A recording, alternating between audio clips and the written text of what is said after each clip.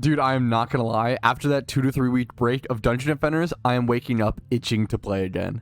All right, yo, what's up, guys? My name's RetroPat. And today, we're jumping back into the Tropics of Etheria. See, I was embarrassed losing the last time, okay? And I really want to come back and fix that and go ahead and actually complete this map this time. I think I actually definitely can. I'm not playing on hardcore mode this time. That should change things pretty drastically. I'm going to go ahead and start getting set up on towers. I'm probably not going to show you guys every little second of this since I kind of showed it really in depth in the last episode. This is the new map to the game, and it just looks gorgeous, but we got to go ahead and beat it so we can actually play survival on it if we want to. Okay, to be fair, I did not notice this guy last time I played this map. Gotta love those little artistic details. To be fair, I never noticed this little lamp over in the grass here as well. I used the other one to teleport across the map. Yeah, this one. But I never ended up finding that one. That's cool to know, honestly. So now I do know I can actually teleport back and forth on the map.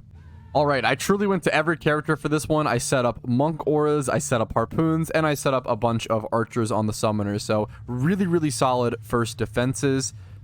And that's the spot that I always fall in. For whatever reason, it's really difficult to... You can't really jump over that. Well, there I kind of landed, whatever. We're going to see how this goes. I'll see you guys after wave 1. There it is, wave 1 complete, but honestly, it didn't go without a hitch. We had this harpoon go down and this whole kind of side of protection go down. So I'm gonna have to set up definitely more harpoon turrets, I think. Didn't I just build one there? Or did I actually mess it up somehow? We'll go ahead and place that one there. We're gonna have to do 3 at each of these little walkways. I'm honestly not sure because I had huge problems over there. We have this backup one, this one over here. I'm going to go ahead and, I guess, place one like this. I don't know. Place one over in this corner, actually, and just do it like this. I had huge problems on that wave, unfortunately. Okay, jumping into wave 2. Here we go. I set up some Series EV boosters and didn't really have much mana left over for any more summoner minions, unfortunately. There is a giant wyvern that spawns, I've started to realize. Like, that doesn't seem like a normal... There's not a normal... I thought it was like a... Jin boosted wyvern, but I think that there is just such a thing as like a super big wyverns that essentially spawn. These guys are getting taken care of. The more mana the better. I have a ton of upgrades to give. Okay, well that's not good. Something here is messing these guys up. I don't know if it's the just odors getting to them. Yeah, I guess it is. Man, this map is hard. This is medium difficulty, by the way. This map is really hard. Medium difficulty, by the way, and like my defenses are getting like put into trouble. That's crazy. All right, there is wave 2 completed. Once again, not without a hitch. Like, that is pretty close in some regards. We're gonna teleport over here, see how this section is doing. Now, this section didn't seem to take nearly as much damage, to be fair. I want to get the ensnare and the strength drain aura all to level 2, electricity to level 1. We don't need to upgrade the electricity aura, I feel like, to the next one, but we'll see if I regret that. I think getting every single tower up to level 1 just to give it that especially like the HP benefit is actually pretty relevant. So we're going to try to do all that, especially these archers. That was a huge thing during the last time, like having more HP on these guys to keep them alive. I might want to start dumping HP into upgrades or level ups when I do get them. But I have an absolute metric shit ton of minion units left here, so let me go ahead and actually take this lamp over here, switch over to my summoner, and take full utilization of all those. Okay, I think I have enough archer minions now. I summoned a ton. Now I need to go ahead and get upgrades, especially on these frontline ones. I put a couple of these in the front lines. These need level 1 upgrades. And this spider, I want to get upgrades on the spiders so they have enough HP so they don't get taken down. Having trouble lining it up. It's a very small window there. Get an upgrade on him. Same thing over here. I put a spider at each of these little sections. Like this, it's also funny, like, it's hilarious how much love this crystal gets. Like, this crystal needs all the protection. That other crystal is mostly fine. It's actually mostly fine. It's really just this crystal that always has the chance of going down. All right, jumping into wave 3 here. With max defense units used and max minion units, all that's really left now is to upgrade everything as much as possible and get some DPS out. I have been thinking, I kind of do want to really start focusing on a hardcore DPS hero at some point. I think I need to start leveling my barbarian. Like, I have my barbarian built to some extent, but he's not level 78. He can't have access to transcendence, and he's not fully built. He's like very low level in comparison to like my squire, for example. Like, he's level what, 75? I just checked. My barbarian's level 75, while my squire is level 89. Massive, massive, massive level difference, and it kind of just really puts me off from wanting to use him, even if it would be good at some point. This is going way, way, way better. I feel like the DPS has increased so ridiculously. Yeah, this is insane. Like, that ogre didn't get any shots off there. He just kind of got demolished. This is a game changer. This feels way... This wave is just night and day compared to the last one. We have way more DPS now. Seems like I just need to go ahead and use all my minion units and just get all of them built. And now, yeah, this is way, way, way easy peasy. The biggest thing from... The biggest challenge from this point onward will definitely just end up being the boss wave and just seeing how that goes. For whatever reason, the Jin's AI super like to break and get stuck on this map. I'm having trouble even luring this guy over to a tower. Okay, well now it's working, so easy peasy. There we go. Wave 3 of combat complete. We got 2 more to get through. And then the boss fight, of course. Going pretty slow. I think from this point onward, it honestly should be kind of a breeze. Alright, with these upgrades done, should be enough to go ahead and jump to the next wave. Should only be 2 more. Alright, next up is the final wave. That one completed. I might just go ahead and jump straight into this one. I lost a lot of HP there, as you can see. One of the biggest differences here is just going to be playing on not hardcore mode. Like, actually being able to respawn during the boss fight is just going to be the real game changer. I kind of just want to go ahead. This is kind of risky, but I think I'm going to go ahead and do it. I'm going to collect all this ground mana, and then I'm just going to go ahead and jump into the next wave. Even if we can beat it, like, once again, if we beat it close, that's fine. We still beat it. All you have to do in Dungeon Defenders is beat the map at all. You know, it doesn't have to be a super strong win. As long as you get it done, you get it done. So look at all this mana. Jeez Louise. Okay, I want to grab all this ground mana first. And then, I guess just put a 3-star upgrade on this. I mean, that's fine. And then any more small upgrades I can do. We'll go ahead and do this. I'm going to press G, jump into the next wave, run around and grab some chests where possible. But I'm feeling pretty good here. This should be a pretty easy win. The main thing's going to be the boss. Once again, the boss fight's going to be the tough part, but I think I should be actually prepared for that. I think just doing the boss fight at all on non-hardcore should be totally winnable, so we'll see what happens. Maybe I'll eat it, so we'll see what happens. Let me grab this chest. It's crazy. This is medium difficulty, by the way. It does not feel like, with how fast the minions move so fast in this, which is what makes it feel like not medium difficulty. Usually the higher difficulty, the faster minions. I'm even getting some lag due to like everything spawning in and just how ridiculous this map is. Seems like I'm gonna be able to win this absolutely handedly, though. Once again, only around 100 minions left. The combat waves are so ridiculously fast. All the time put into this map is pretty much set up and stuff, but these things are taking a lot of damage, so I'm gonna actually come over here, try to put some upgrades on these towers that are taking that much damage. It's actually mostly the archer minion down there. I'll give him a 1-star heal, why not? Same with this little harpoon turret in the middle. We have the extra mana, why not? Just go ahead and get the upgrades on them. Only 6 minion types remaining. We'll get a heal on that, because minions should flood in with the bosses, of course, as they always do in Dungeon Defenders. I'm gonna go grab, there's a bunch of mana here. Actually, I'm gonna grab the chest over there. There might be a chest still. No, none on the ground over here. They're probably all gonna be up on the high grounds. Here comes the boss.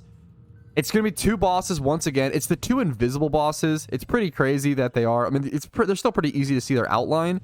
It's more so just like, what's the word? That one boss just bops me absolutely miles across the map. That's the most annoying part of this fight, I feel like. And as long as I'm not on hardcore mode, I've said like 3 times now, so I apologize, but it should be winnable. As long as I can just keep running at him, it should be totally, totally fine. I probably should be pumping more upgrades into stuff, though, while I have the mana. I don't want to die and lose this mana, especially as well. Okay, 1 second. There it is. That invisible boss. There's also, like, an invisible demon boss, but he was actually super easy. He, like, ended up dying pretty early last time, and then it was just me versus the one water guardian thing. Now, I have to fight that boss in a specific way. I think I have to, like, take care of its tentacles or something first before I'm actually able to cause proper damage to it. Like, there's the demon boss just gets killed pretty quickly and gets chipped down, but it's this guy. I have to see how he takes 0 damage from so many attacks. You have to specifically hit his tentacles, or you're not going to be able to actually finish him. I think it's the same as that one. There's some map that has that exact same mechanic. I think it's just copying it from that. That crystal did just take a shit ton of damage across the map, I will say. I think it's fine for now. Look at that bop, though. Just absolutely bopped across the map. I wonder if having a ranged character... I'm about to die. I'm just trying to get a heal off if possible. I wonder if just having a ranged character here would be way worth it. with getting bopped across like that, obviously, and also being able to more like kind of pinpoint precisely. I need to get heals off here, but the heals are pretty slow though. Just be able to more precisely attack this guy might be good. Now, once all the minions go down, this is not like the summit boss fight. It's not like the dragon. Once all the minions are dead here, they are dead, and you just have to focus on the bosses. So that makes it a lot easier. I'm gonna die here probably. I'm gonna blood rage. I'm gonna go down there. That's okay. Once again, not being on hardcore, making this much more plausible. Spawning right on top of a Jin is kind of funny. We're going to sprint over here. I'm going to pop Blood Rage, honestly, where possible. This boss is honestly stuck down here. A good position for me to go ahead and just kind of smack it around. So there, we can actually do damage to it for the very first time now, which is kind of crazy. It's just super annoying how it has that that tentacle mechanic. The tentacle mechanic plus it bopping me away like that. This is one of those positions where I kind of wish I had a DPS character, but even with like a DPS barbarian here, this would still be a pain. Look at him running all over the place. My pet is honestly doing some of the best damage against. Let me bait it over to the towers. That's gonna help me a ton. I think it's gonna operate in phases as well, where I'm pretty sure it will actually regrow its tentacles here once it takes enough HP. I think it just goes ahead and regrows its tentacles. I want to get a heal on that if possible. It does boop around the towers though, similar to a Sharkin. Maybe it won't regrow tentacles if I can keep DPSing it. That was a problem I had last time. But it's because I was dead. So I wasn't able to keep DPSing. I wonder if... look at that bop, dude. It's just such far distance. Get more upgrades on this stuff where possible. Such a weird boss fight, I'm not going to lie. It just becomes very slow and kind of monotonous. Like, this guy's already dead. Let me go grab the chest over here. I wasn't a fan of this boss fight. Yeah, he rooted the tentacles. I wasn't a fan of this boss fight on the other map, and I'm gonna be honest, I'm definitely not a fan of this kind of boss design. I feel like it's just more annoying than anything. I'm not a fan of this kind of boss design on this map as well, with the sort of reskin of it. Probably about to die here in a sec. I'm kind of just saving my mana, honestly, to use on upgrading my minions as opposed to using it to heal myself. I'd rather just die and respawn than have to waste mana on the heals. He's kind of just trucking away up here. Did he regrow his tentacles? It seems like he did. I'm going to get... Actually, I don't have enough mana. Get repairs, I guess, where possible. Nothing super exciting. Once again, just kind of becomes a slow, monotonous battle against this sort of cheesy, annoying mechanic. Sorry for the negativity, but I definitely am just kind of... I think I'm bummed in this boss's redesign. Or mostly just... I guess in the bosses on this map, and like at all. Like, in my opinion, I don't know. I think it's kind of lame that the bosses for this new map are literally just reskins of previous bosses. There's the boss defeated. Can pick up that mana there, but there's some cool stuff. That's a lot of stuff. A new pet, a bunch of new swords, new weapons, level victory. That is the new map within Dungeon Defenders completed. I'm gonna run across the map and go pick up those last two chests that I hadn't popped. 1 and 2. All right, now I can use this map for survival if I want to. I'm gonna go ahead and just click next level just to get all the things processed, get all of the items off the floor. Cool, cool, cool. So now I can play that once again in survival if I want to in the future. I'm going to take a break from that map for the time being, but it's always cool to get something like that done. And it's just satisfying to beat new content. That was the first time ever in Dungeon Defenders that I've beaten new content, like, as it's been released. And you know what? Like, that feels really cool. That feels really fun. It's crazy to think that this game is still being updated on, like, a decent basis. 12 years, 13 years after, yeah, 13 years after its release is just unbelievable to me. Alright, but I have been aggressively enjoying Dungeon Defenders again, and for those who don't know, it's actually kind of the quote-unquote off period right now for my main channel, aka Petrowski, since this is Pokemon, a game that I cover on that channel. It's kind of its down period since it's after event season, so all the hype and all of the people, a lot of players are exhausted.